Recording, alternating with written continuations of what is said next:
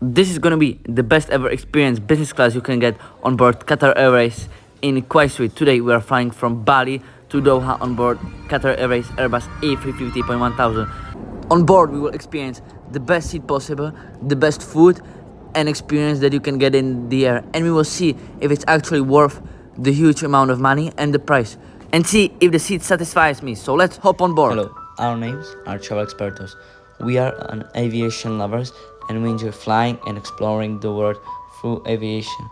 We are trying to give you the best, honest, and self-founded videos, reviews of airlines and aircraft that we fly on.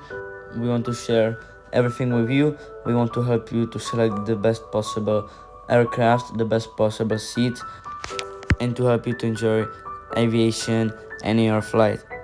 So please follow us on our trip and fly safe. Good evening from Bali Denpasar International Airport, where the whole experience started. At the gate, we have checked in our luggages and we went through security to the business class lounge. The lounge was quite decent, but you couldn't compare it against Middle Eastern lounges, but it had some food and drink beverages. So I went with just some light meal before the plane with some melon, and it was time to board the plane. At first I thought, well, this is not a business class seat, but this was actually a business class seat on board Qatar Airways in Kuwait. I really loved it. I was served hot beverages, pre-departure drink, and we were ready to take off from Bali.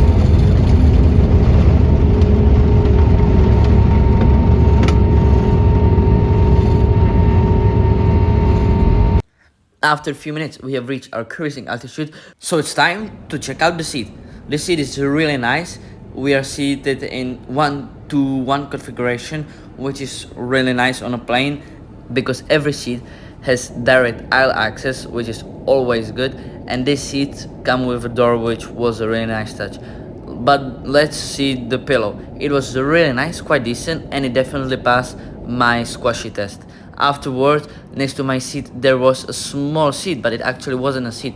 It was a place where your water and your headphones hide it, and next to seat were the controls of the seat. You had plenty of options, so you really couldn't get bored and you really could find the perfect seat configuration you want. Around the seat there was plenty of storage area. On my left side I had handrest, so I could configure it how I wanted. If I was sleeping, I would push it down. I could push it up so it would help my hand. Qatar Airways is not providing their planes with electrical window shades, which is quite a disappointing thing, but otherwise I couldn't say anything bad about the seat. It even came with a closing door, so you could have fully privacy and you could sit and feel like in a small cozy cocoon. Next to your seat there was also an armrest and also a light which you could control in different types of lightness.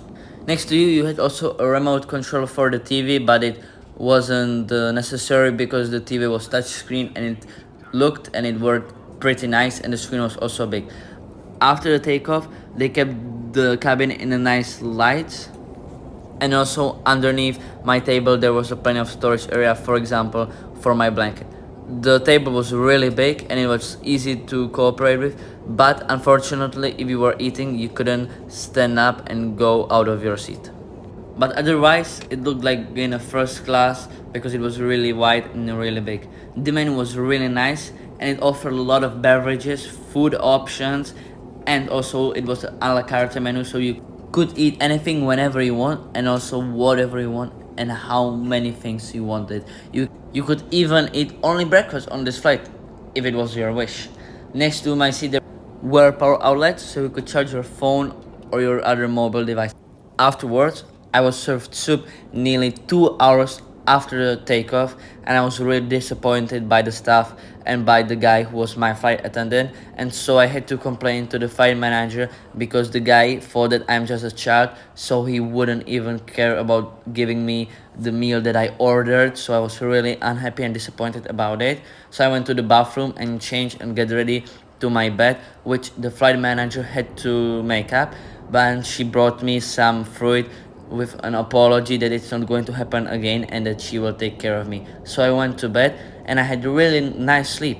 In the morning I woke up, and immediately after I woke up the flight manager was next to me and asking me if I would like something for breakfast or if I would like to eat something, and how was my sleep, and otherwise how am I doing. And she felt really sorry for the stuff that happened in the past, but I paid for this flight when it was a really expensive flight, so I think that this shouldn't happen on a plane, and I was really happy that at least the flight manager was a nice woman and she was really helping me and trying to make the best flight experience possible. So I ordered breakfast.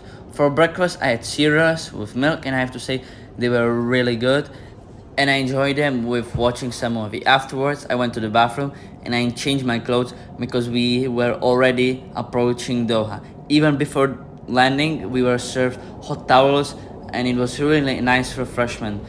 And so I wouldn't forget, the entertainment on board Qatar Airways is really big and wide, and in my opinion, is the second best entertainment in the world behind Emirates. And we were touchdowning in Doha.